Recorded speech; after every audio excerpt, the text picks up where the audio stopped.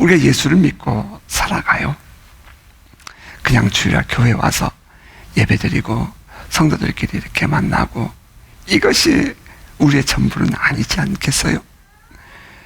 예수를 믿는 우리에게 주어지는 많은 그 블레싱 중에 하나가 저는 자유라고 확신합니다.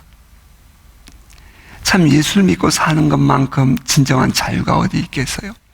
그런데도 불구하고 우리가 예수 안에서 예수 안에서 자유를 느끼지는 못하는 사람들이 있다는 거예요. 아니, 우리들 스스로가 때로는 종종 그 자유함을 느끼지 못해요. 그 자유를 느끼지 못하는 이유가 무엇일까? 그것은 우리 안에 무언가에 묶여있는 마음이 있기 때문이라는 겁니다. 무언가에 묶여있는 마음이 늘 우리를 붙잡아요. 그래서 막 날아가고 싶고요. 막 신나게 살고 싶어요. 아침에 막 기도하고 나면요. 막 하루가 얼마나 신나고 재밌는지 몰라요. 근데 막상 또 돌아가 보면 다시 또 내 마음에 눌리는 것이 있고 묶이는 것이 있다고요. 은혜를 받고 나면 막 신나고 재밌어요. 주님을 만나는 경험을 하고 나면 더욱더 신나요. 근데 코디에서 거기서 멀리 오래 가지 못해요. 또 다시 우리 안에 이렇게 묶이는 뭐가 자꾸 있다고요. 그 이유가 뭘까? 뭐 여러 가지를 생각해 볼 수 있겠지만 저는 아주 크게 이렇게 뭉뚱그려서 생각을 해보면 아무리 정반대부터 생각할게요. 아무리 외부로부터 묶여도 내 마음에 진정한 자유가 있으면 묶이지 않는다 하는 것입니다.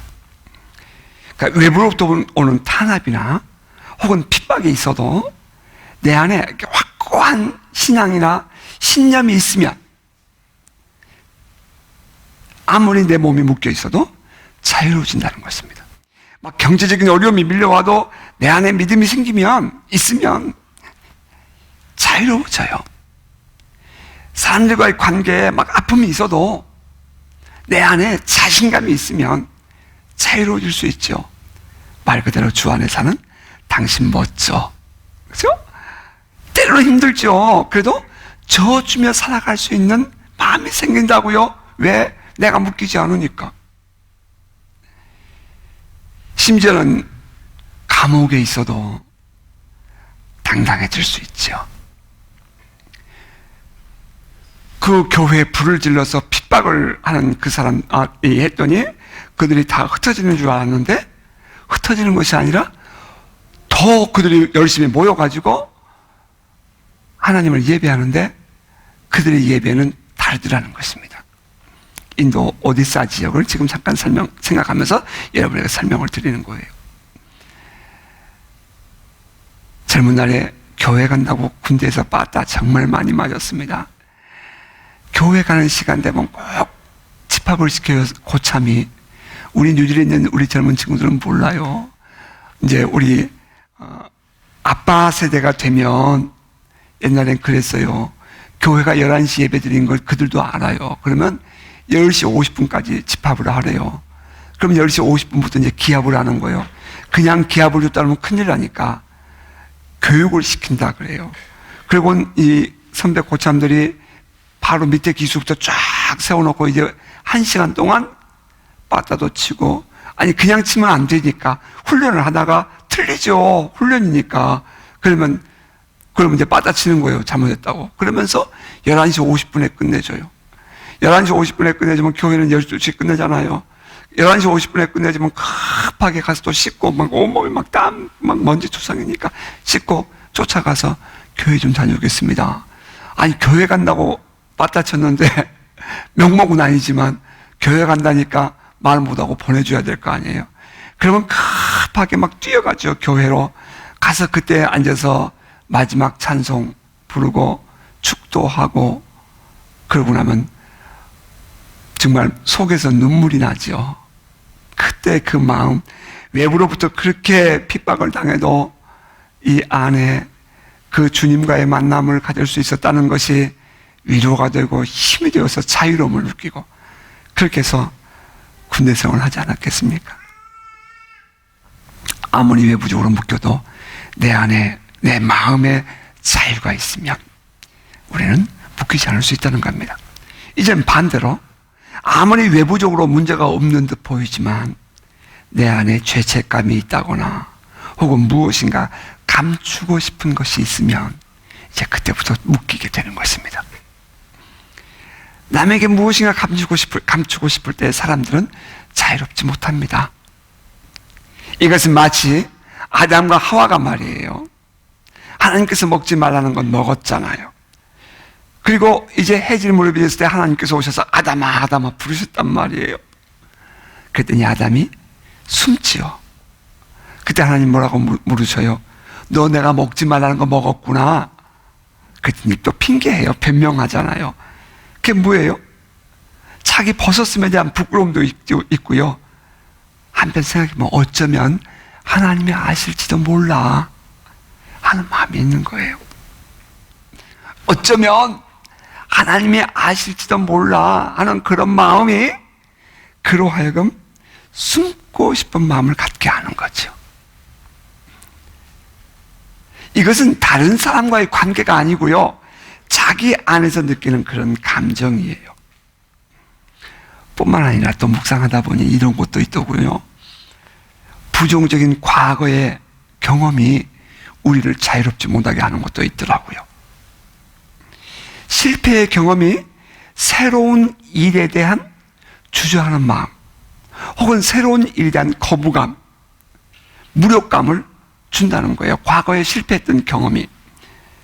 그래서 실패했던 인간관계를 경험하게 되면 종종 사람들은 새로운 만남, 또 새로운 환경과의 어떤 그런 이 만남에 대해서 거부감을 느끼거나 잘못된 선입견을 갖게 하더라는 것입니다. 다른 사람들에게서부터 뭔가 심한 상처를 받았을 경우에 그것을 내 안에서 지우지 못하고 마음에 품고 살아갈 때에 우리는 늘 자유롭지 못한 관계 속에 묶임을 경험하게 됩니다. 용서가 안 되고 치유가 되지 않는 과거의 생각들, 그러한 것들이 우리로 하여금 참된 자유를 누리지 못하게 한다는 거예요. 자, 그 결과는 어떤 일이 생깁니까? 사람들은 쉽게 그냥 한마디로 말하면 종이 돼요. 서번트, 종이 돼요. 비슷한 사람을 만나면 마음이 먼저 다쳐버리죠. 비슷한 환경 만나면 마음이 불안해집니다. 그로 인해서 나타나는 행동은 거짓말을 먼저 툭 생각하게 되고요. 나도 모르게 나를 감추며 숨게 되고요. 조금 이제 이 소극적이라면 내가 알면서도 모른 척하고 외면하게 되죠. 비슷한 일을 만나면 거부감이 먼저 생기는 겁니다. 다시 시도하려고 하지 않아요. 사실 요즘에 제 안에 그런 문제가 있답니다. 제가 이 말씀을 묵상하게 된 동기도 나 좀 벗어나고 싶고 좀 더 자유롭고 싶거든요.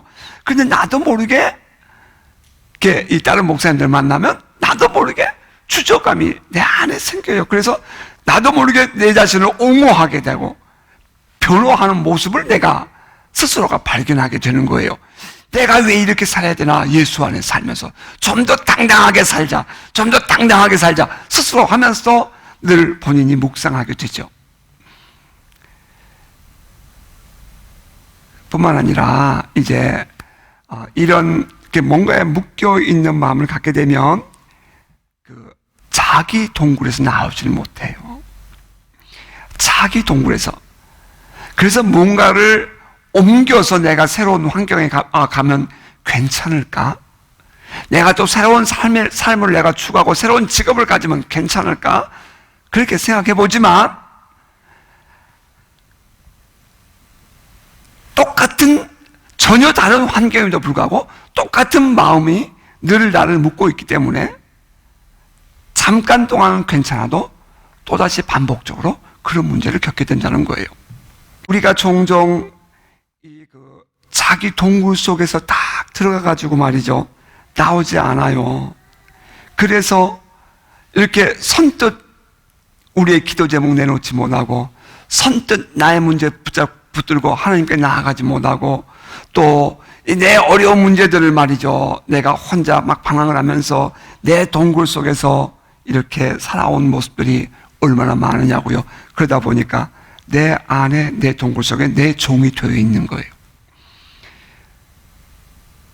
엄한 아버지 밑에서 자란 사람은요, 하나님의 그 따뜻한 사랑을 몰라요. 또 아버지의 너무 부드러운 그 사랑만 느끼고 자라온 사람들은요, 하나님의 엄한 모습을 몰라요. 어렸을 때 부모에 대한 상처가 있으면요, 그 영향력이 주님으로 말미암아 치유될 때까지 그는 이렇게 자기의 동굴 속에서 나오지 못한답니다. 따라서 이 자유로운 영성을 갖지 못하게 되면 우리도 모르게 스스로가 그 부정적인 영향력 속에서 종처럼 살아간다는 거예요. 근데 성경은 우리에게 뭐라고 말하고 있냐면은, 우리 인간들은 하나님의 에이전트라고 말하잖아요. 그게 창세기 1장에서부터 시작되는 거잖아요. 하나님이 최초로 인간을 만드신 목적이 우리의 형상대로, 우리의 모습대로 사람을 만들자, 그리고 저들로 하여금 세상을 다스리게 하고 번성하여 다스리게 하자. 그것이 하나님의 뜻이었잖아요. 다시 말하면 우리는, 최초에 만들어진 우리의 존재는 자유인이었다는 거예요. 여러분, 우리는 모두 다 자유인이에요. 원래가 하나님께서 우리를 만드실 때 자유인으로 만들으셨어요. 하지만 아담과 하와의 타락으로 말미암아 자유인의 권리를 박탈당하고요, 죄의 종, 사단의 종이 되죠. 사단의 유혹에 빠져서 그 사단의 유혹을 따름으로 말미암아 자유인의 권리를 상실했답니다. 그 결과가 뭐라고요? 우리가 종이 된 거예요, 사단에. 그런데 이제 비극이 시작돼요. 그게 뭐냐면, 하나님이 그럼에도 불구하고 이 종된 우리를 사랑하신다는 거예요. 이게 좋게 표현하면 하나님의 의뢰이지만, 또 한편 생각해보면 이거 비극이에요. 이거 짝사랑 해보셨어요, 여러분? 나 짝사랑 해봤어요. 그래서 중학교 1학년 때 선생님이 이 방학 때 편지, 일기 쓰라 그러잖아요. 그럼 나는 그때 우리 이정민 선생님을, 노춘현 선생님을 너무 사랑해가지고 매일 선생님 짝사랑하는 일기만 썼어요. 잘 지내시는가 보고 싶어요. 그러면서 일기를 썼다고요. 이정민 선생님 잊지도 않아요. 이루어질 수 없는 사랑. 저만의 얘기죠? 하나님은 이루어질 수 없을 것 같은 이 사랑을 우리가 생각하면 비극일 수 있는데 말이에요. 하나님은 이것을 비극으로 여기지 않냐고, 정말 지극한 사랑이라고 하나님은 받아주셨다는 거예요. 하나님이 아담과 하와를 에덴 동산에서 쫓아내시잖아요. 그런데 그때에 하나님이 그냥 쫓아내지 않으셔요. 무엇을 입혀서 쫓아내시죠? 가죽옷을 입혀서 쫓아내시거든요. 이 가죽옷을 입혀서 쫓아내셨다. 이것은 앞으로 하나님께서 이루실 구원의 역사를 예표하는 최초의 사인이에요. 그래서 뱀에게 저주하면서 이렇게 얘기하시죠. 내가 너로 여자의 원수가 되게 하고 내 후손도 여자의 후손과 원수가 되게 하리니 여자의 후손은 내 머리를 밟아 상하게 할 것이고 너는 그의 발꿈치를 상하게 할 것이니라. 창세기 3장 15절에 그렇게 예언하셨어요. 다시 말하면 장차 여자의 후손, 곧 메시아가 오실 것을 이미 아담과 하와 때부터 예언하셨다는 거예요. 이미 타락해서 하나님의 에이전트의 삶을 다 권리를 상실해버리고 쫓겨나는 아담과 하와, 우리 같으면 예끼하고 발로 차버릴 것 같은데 하나님은 그럼에도 불구하고 쫓아내시면서도 하나님의 사랑을 그에게 보여주시고 내가 너 반드시 구원할 거야, 내가 이 원수를 반드시 갚아줄 거야, 이런 약속을 입혀서 내보내신단 말이에요. 그 역사가 참 길게 가요. 그런데 사도 바울이 갈라디아서를 기록할 때에 4장 4절에 이렇게 기록을 했답니다. 때가 참해. 하나님이 그 아들을 보내사 여자에게서 나게 하시고 율법 아래에 나게 하신 것은 율법 아래에 있는 자들을 속량하시고 우리로 아들의 명분을 얻게 하려 하심이라. 때가 참해. 때가 되었을 때에, 시간이 꽉 찼을 때, 그런 뜻이죠. 오늘 본문 이렇게 시작해요. 오늘 본문 18절 시작은 예수 그리스도의 나심은 이러하니라. 예수 그리스도의 나심은 이러하니라. 아니 그냥 예수의 족보가 쭉 나오다 갑자기 예수 그리스도의 나심은 이러하니라. 실은 그 말 속에 감춰진 것이 하나 있답니다. 그게 뭐예요? 때가 참해. 때가 되었다는 거예요. 때가 되었어요. 하나님의 약속하신 구원을 이룰 때가 되었다는 거예요. 하나님의 사랑이 이제 더 이상 지체될 수 없다는 거예요. 너무 목마르다는 거예요. 하나님이 우리를 더 놔둘 수 없다는 거예요. 아무리 인간들은 그렇게 그 당시에 그랬잖아요. 우리는 거룩하게 산다고요. 그래서 거룩하지 못한 자들을 책망하고요, 비판하고요, 정죄하고요. 그러면서 거룩하게 살아야 된다고 그들을 막 이끌었잖아요. 바리새파들이 혹은 사두개인들이. 그러면서 율법으로 그들을 막 정죄했잖아요. 아무리 인간들이 그렇게 스스로 거룩하게 산다고 해도 하나님 눈에 바라볼 때는 뭐예요? 아니라는 거죠. 답이 못 된다는 거예요. 그들이 사용하는 기준이 율법이었거든요. 하나님의 사랑이 아니었어요. 사랑만이 진정으로 우리를 자유하게 할 수 있고, 사랑만이 진정으로 우리를 깨끗게 할 수 있고, 하나님의 사랑만이 진정으로 우리의 답일 수 있는데, 이 인간들은 말이에요, 자기들의 기준 가지고 뭐 깨끗하니 뭐 거룩하니 누구는 어떠니 그러고 있단 말이에요. 그러니 하나님께서 보실 때에 이것은 진정한 자유가 아니잖아요. 구원이 아니잖아요.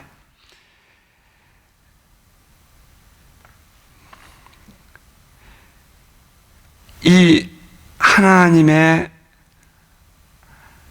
때가 참해하는 그 말은 이제 우리의 힘으로 어쩔 수 없다 하는 것을 고백할 때인 거예요. 여러분 잘 기억하셔야 돼요. 정말 우리가 하나님의 은혜를 목마르게 기다려요. 하나님께서 나에게 정말 하나님의 사랑을 한번 보여줬으면 좋겠어요. 하나님께서 나를 말해 좀 건져주었으면 좋겠어요. 근데 하나님은 언제까지 가신다고요? 때가 차야 된다는 거예요. 그 때가 언제요? 하나님의 사랑이 아주 불붙듯 붙어야 돼요. 뿐만 아니라 하나님의 사랑이 불붙듯 붙으려면 어떻게 하면 되는 줄 아세요? 제가 애들 키워보니까 알겠어요. 아니 얘가 막 목말라서 악을 쓰고 목마르고 지칠 때쯤 되면 아이고 이제는 야단도 못 치는 거예요. 부모가 이제 내가 대신에 아파버리고 싶어요. 내가 얘네들 더 이상 뭐라고 말 못하겠어요. 너무 속상해서 그냥 내가 아프고 말지, 내가 힘들고 말지. 예, 그런 마음이죠.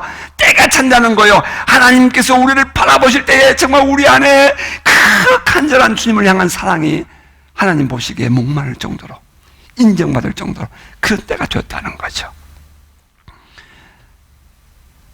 하나님의 약속은 메시아를 창세기 3장 15절에 여자의 후손으로 태어나게 하신다고 하셨잖아요. 여자의 후손으로 태어나게 하신다.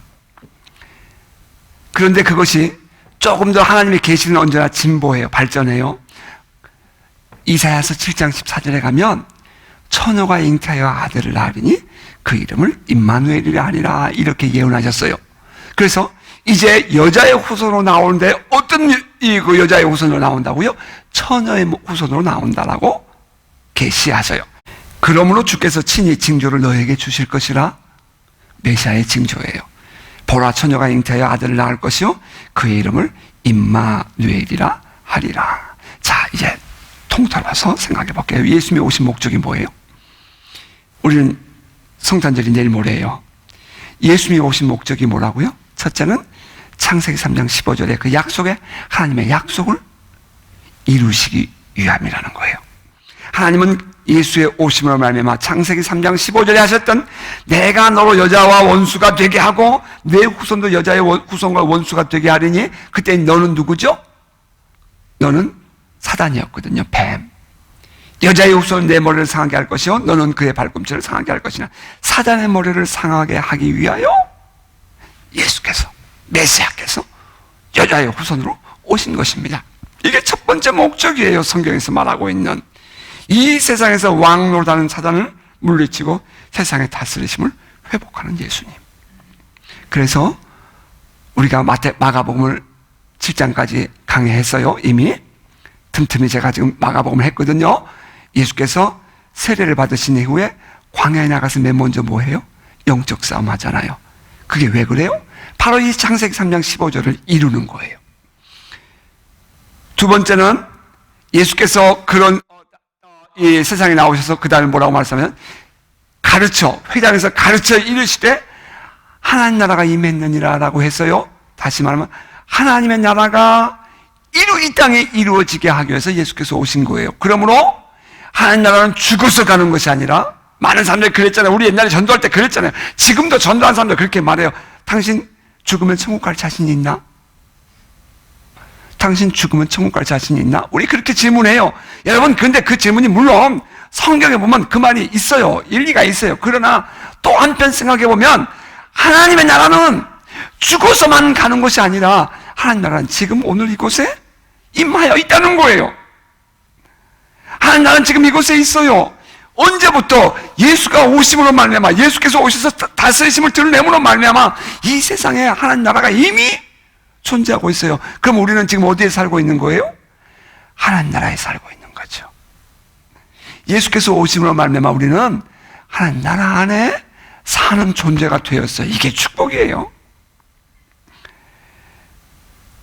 뿐만 아니라 이제 예수의 이름 안에 들어있는 것처럼, 오늘 본문 1장 21절에 있는 것처럼 자기 백성을 저희 죄에서 구원할 자이심이라. 자기 백성을 저희 죄에서 구원할 자, 종노릇하고 있는 인간을 구원해서 참된 자유를 누리게 하기 위해서 오셨다는 거예요. 하나는 죄값이 십자가에서 지불된 거죠. 여러분, 우리 또 한번 그 기도 저는 자주 해요. 아십사마는 주님이 이곳에 오신 것을, 내 앞에 계신 것을 묵상을 하고요. 내가 정말 벗어버리고 싶은 어떤 영향력들, 죄, 혹은 내 안에 분노심, 혹은 내 안에 섭섭했던 것들, 그러니까 내가 하나님의 은혜를 사모하는데 방해가 될 만한 것들 말이에요. 때로 내 안에 있는 이기심, 욕심, 그런 것들을 다 주님 손에 올려드리죠.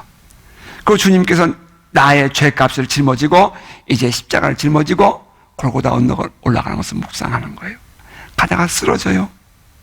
채찍에 맞아요. 채찍에 맞을 때에 나의 질병을 지고 가시잖아요. 예수께서 채찍에 맞으심으로 내 질병을 지고 갔잖아요. 그리고 예수께서 채찍에 맞으신 것을 묵상하고 내 질병이 치유된 것을 그냥 묵상해요. 믿음으로. 그리고 예수께서 이제 골고다 언덕에 올라가시는데 마지막에 너무 지치니까 힘이 들어요. 예수님이 못 지고 가는 거예요. 누구 죄인데? 내 죄인데. 그리고 예수께서 십자가를 못 지고 가니까 로마 병정이 옆에서 구경하고 있는 구레네 사람 시몬을 불러다가 지게 하잖아요. 그리고 예수를 채찍을 때리면서 끌고 가잖아요. 골고다 언덕에서 지친 예수님 십자가 위에 누웠는데 막 대못을 박는 거죠. 못을 박아요. 막 아프고 고통스러운데 이제 너무 지치는 거예요. 사람이 죽을 때가 되면 죽는 순간에는 고통을 못 느낀대요. 그러니까 사람이 어떻게 죽을까? 어떻게 불속에서 타 죽을까? 어떻게 저렇게 고통 중에 교통사고로 죽을까? 그런데 그 순간에는 사람이 못 느낀대요. 그러니까 그런 말이 있잖아요. 하나님이 우리에게 순교할 힘도 주신다. 그렇게 얘기하잖아요. 그런데 예수께서 십자가에 못 박히실 때에 너무 힘들고 지쳐서 못 박히는 거죠. 너무 고통스럽지 않겠어요? 높이 달리셨어요. 누구 죄 때문에? 내 죄 때문에. 그 죄값이거든요. 내 죄값이거든요. 예수께서 내 죄를 짊어지고 십자가에 못 박히셨어요. 그러면서 예수께서 아버지여 저들의 죄를 사하여 주옵소서, 용서해 주십시오라고 부르짖으시잖아요. 그리고 맨 마지막에 이제 그 죄값 때문에 지금 예수께서 당하시는 고난이거든요. 이제 모든 이 죄값을 다 감당하시면서 마지막 뭐라고 말씀하시냐면 내가 다 이루었다라고 하셔요. 율법에서 말하는 내 죄값을 예수께서 다 감당하시고 다 이루었다 하신 거죠. 그리고는 운명하시니라. 그리고 숨을 거두시거든요. 그래서 이제 돌무덤에 장사 지는 받으시고요. 예수님은 지옥으로 이제 내려가는 거잖아요. 지옥에 내려가신 예수님, 물론 그 시간차가 시간차는 없는 거죠. 지옥에 가셨을 때에 나의 모든 죄값은 예수님 안에서 해결됐잖아요. 대신 갚아준 거잖아요. 그때 하나님이, 재판장이신 하나님이 나에게 그러시는 거죠. 이근택, 이제 재판장으로서 나를 부르시는 거예요. 나는 불안에 떨 수밖에 없는 나인데도 불구하고 하나님이 그러신 거죠. 이근택, 너는 무죄야. 내가 예수에게서 너의 죄값을 받았느니라. 너는 이제부터는 종이 아니라 내 아들이니라. 하나님께서 우리에게 자유다라고 선포해 준 거예요. 이제는 종이 아니라 하나님의 아들이라는 거예요. 그때에 이제 예수께서는 나의 모든 죄값을 지불해주고 모든 것을 다 이루셨기 때문에 이제 예수는 부활하시는 거예요. 죽음에서 부활하신 그 안에 성경에 있는 단어처럼 그리스도 안에라는 단어가 있죠. 내가 예수 안에서 이미 죽었어요. 죄값으로 말미암아 이젠 예수와 함께 부활해요. 그리고 하나님 보좌 우편으로 올라가는 거죠. 하나님 보좌 우편의 원위치로 예수님이 올라가실 때 나도 내 신분도 예수님과 함께 그리스도 안에서 그 자리까지 가는 거예요. 그리고 주님 나에게 말씀하시는 거예요. 이게 다 이렇게 묵상하는 거죠. 주님 나에게 말씀하시는 거예요. 이근택, 내가 너를 세상에 보낸다. 너는 가서 모든 족속으로 제자를 삼아 아버지와 아들과 성령 이름으로 세례를 주고 내가 너에게 분부한 모든 것을 가르쳐 지키게 하라. 내가 나와 항상 함께 있으리라. 그리고 마가복음에 있는 말씀처럼 너는 온 천하에 다니면서 복음을 전파하라. 그 말씀을 천상에서 말이죠. 나의 시민권이 어디 있어요? 하늘 아래 있으니까 그 주님께서 나에게 명령을 하시는 것을 내가 듣는 거예요. 그리고 내가 이제 이 세상으로 보냄을 받는 자가 되는 거죠. 보냄을 받을 때에 우리는 누가 보내셨어요? 예수님이 보내셨잖아요. 그러므로 그때 예수님이 나를 보내셨기 때문에 나의 권세는 어디서 왔어요? 예수님께로부터 왔잖아요. 그래서 예수의 이름으로 행하는 거예요. 그리고 주님께서 나에게 뭐라고 말씀하셨어요? 너는 기다려라. 내가 너에게 성령을 보내주겠다. 성령을 우리에게 주셨잖아요. 우리는 그 성령의 인도하심 받아서 우리가 처음부터 묵상을 시작했고 성령이 우리가 지금 함께 계시잖아요. 따라서 나의 이 땅에서의 모든 삶은 예수께서 나를 자유케 하시고 죄값을 지불해 주셨기 때문에 자유케 하시고 하나님께서 내가 너를 아들이라고 불러주신 그 은혜를 입었기 때문에 우리는 이제부터는 성령의 능력과 함께 예수의 이름으로 자유로운 자가 된 것입니다. 그로 말미암아 우리는 우리 스스로가 내 자신을 용서해야 되고요. 우리 스스로가 내 자신을 용서할 뿐 아니라 내 안에 밀려오는 죄책감이라는 것이 불쑥불쑥 올라올 때에 그 죄책감 때문에 묶이는 것이 아니라 예수께서 나를 위해 십자가에 죽으시고 부활하심으로 말미암아 나를 자유케 하셨다는 그 말씀을 붙잡고 나의 죄책감을 내가 버리는 겁니다. 이제 이때 좀 조심해야 할 것이 뭐냐면은 기쁜 소식 전하고 있는 그 박옥수나 그러니까 침례교죠. 그 뭐죠? 그 무슨 침례교? 구원파 그들이 뭐라 그러냐면 우리는 한번 예수께서 십자가에 죽으시고 우리를 구원하시기 때문에 우리는 영원히 우리의 행하는 바는 죄가 아니다. 그렇게 말해요. 그래서 그 이후에 예수 믿고 구원받은 이후에 우리의 모든 행동은 이것은 죄가 아니다. 죄 지면서 죄가 아니라는 거예요. 그래서 물에 빠지는 애가 생기는 거예요. 세월호 사건 생기는 거예요. 그게. 그러니까 아니죠. 우리가 하나님의 아들로 살면서 실수하고 넘어진 게 사실이잖아요. 그러나 그때마다 예수 그리스도의 십자가의 구원은 이게 성경을 보면 이게 히브리어의 문법적인 의미예요. 반복적으로 효과를 나타내요. 그러니까 우리가 회개할 때마다 그래서 회개하는 거예요. 회개할 때마다 십자가의 구원의 효과는 똑같이 동일하게 우리에게 나타나는 거예요. 그러므로 히브리서 기자의 말처럼 예수 그리스도는 어제나 오늘이나 영원토록 동일하다는 거예요. 예수 그리스도의 이름 안에 들어있는 권세도 동일하고요. 예수 그리스도의 이름 안에 들어있는 능력도 동일하고요. 뿐만 아니라 예수 그리스도의 십자가의 죽으심과 부활의 그 권위와 능력도 효과가 동일해요. 그러므로 우리가 회개하기만 하면 죄 안 짓는 게 아니에요. 죄 짓잖아요. 죄 져요. 죄 져도 회개하기만 하면 언제나 우리를 구원하신다 이 말이에요. 따라서 우리는 죄책감이 느껴질 때에 그냥 죄책감에 묶이지 마시고, 죄책감이 느껴질 때에 그 죄를 주님께 올려드리는, 조금 전에 제가 아주 그림 언어로 설명했어요. 주님께 올려드리고 주님께서 나를 위해 죽으시고 부활하신, 그리고 나를 다시 자유케 하시는 그 말씀을 다시 한번 묵상하면서 내 자신을 용서하고 내 자신을 자유롭게 풀어주는 그런 믿음이 우리 안에 있어야 된다는 거예요. 상처 입은 과거 때문에 묶여있는 그런 마음들, 용서하지 못하고 내려놓지 못하고 초조하고 불안해하고 긴장하는 그 모든 것들이 말이에요. 우리는 이제는 예수 그리스도 안에서 자유로워졌어요. 여러분 동의하시나요? 잘못된 습관, 각종 중독. 이제 제가 이번에 엊그저께 한국 C채널 기독교 방송에 우리 뉴질랜드에서 방송 보냈어요. 여기서 그 인터뷰 해가지고 방송 나왔어요. 전 들었어요. 근데 인터넷 속도가 안 맞아가지고 자꾸 잘려요. 그래서 여러분에게 그 방송 제가 소개해도 여러분이 제대로 듣지 못해요. 자꾸 잘리니까. 이제 아마 방송된 거 보내올 거예요. 제가 교회방에다 제가 올려드릴게요. 이 뉴질랜드의 중독이 세계 1위래요. 마약 중독이. 그 중에 약 14.3%가 카나비스라는 마리화나. 그런데 사람들은 이 마약 중독을 일반적인 내용을, 이 자료들을 보면 개인적으로 부부관계가 문제가 있다든지 아니면 개인적인 집 문제, 거주 문제, 이런 경제적인 문제가 있다든지 아니면 또 사회적인 개인적으로 적응하지 못하는 여러 가지 문제가 있으니까 사람들이 마약을 한다. 그렇게 일반적으로 보는 거거든요. 그래서 제가 자료를 조사해 본 걸 봐서는 뉴질랜드는 상황이 좀 달라요. 뉴질랜드는 양귀비, 마리화나를 제조하는 양귀비, 그 꽃이 불법이 아니잖아요. 우리 여기 이 안작대에 이제 이 양귀비꽃 우리가 여기다 붙이고 다니는 거 아니겠어요? 그러니까 뉴질랜드에서는 양귀비 재배가 불법이 아니라 한국은 불법입니다. 그런데 그것을 인해서 이제는 이 마을들이 원주민들 마을이라든지 혹은 여기 해리스빌만 가도 그래요. 마을에서 그거 가지고 자기들끼리 이렇게 만들어 가지고 말이에요. 그냥 사람들 불러 그래갖고 준대요. 그래갖고 마을 전체가 중독 상태예요.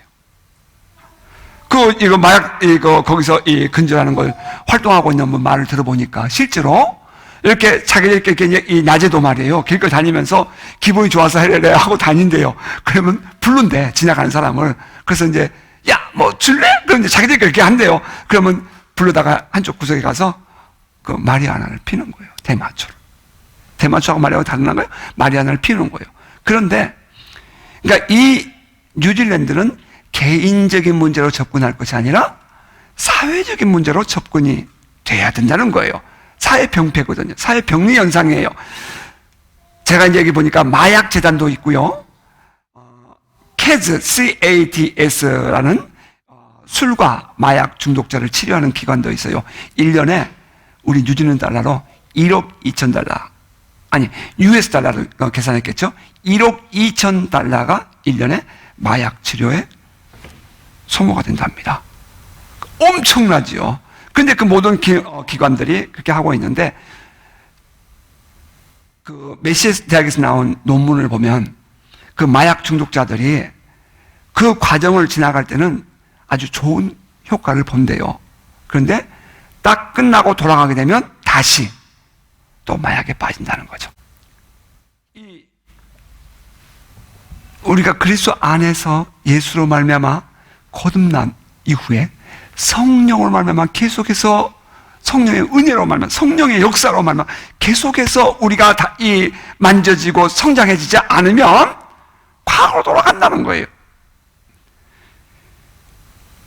잘못된 습관이나 이 각종 중독으로부터 또는 무엇보다 영적 세력으로부터 우리가 보호받을 수 있게 되는 것은 바로 예수 그리스도로 말미암아, 그리고 예수께서 보내주신 성령의 은혜로 말미암아 우리가 그렇게 살아갈 수 있게 된다는 것입니다.